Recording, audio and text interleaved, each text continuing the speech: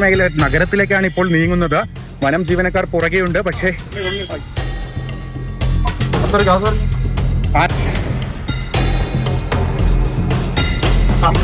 ആന കൂടുതൽ വളരെ അടുത്താണുള്ളത്. വീണ്ടും ഫോറസ്റ്റ് ഗസ്റ്റ് ഹൗസിന്റെ ഭാഗത്തേക്ക് ആന നീങ്ങുകയാണ്. ഇത് മാനന്തവാടി ഫോറസ്റ്റ് ഗസ്റ്റ് ഹൗസിൽ നിന്ന് ട്രഷറി താലൂക്ക് ഓഫീസ് വളപ്പിൽ നിന്ന് റോഡ് കണ്ടോ? അതിന് അടുത്തുകൂടെ ആന പോന്നു. ഇടയ്ക്കിടയ്ക്ക്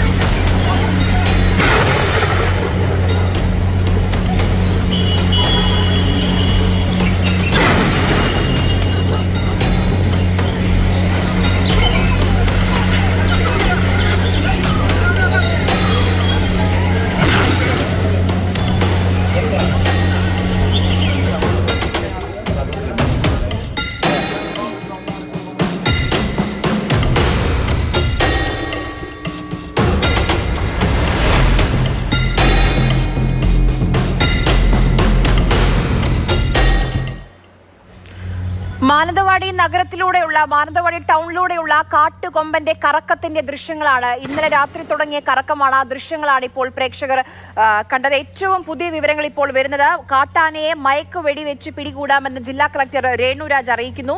പിടികൂടിയതിനു ശേഷം കർണാടകയിലേക്ക് കൊണ്ടുപോകും. ആവശ്യമെങ്കിൽ കർണാടക വനംവകുപ്പിന്റെ സഹായം തേടുമെന്നും കളക്ടർ അറിയിക്കുന്നുണ്ട്. കമൽ തുടരുന്നുണ്ട്. കമൽ, മയക്കുവെടി വെക്കാനാണോ തീരുമാനം?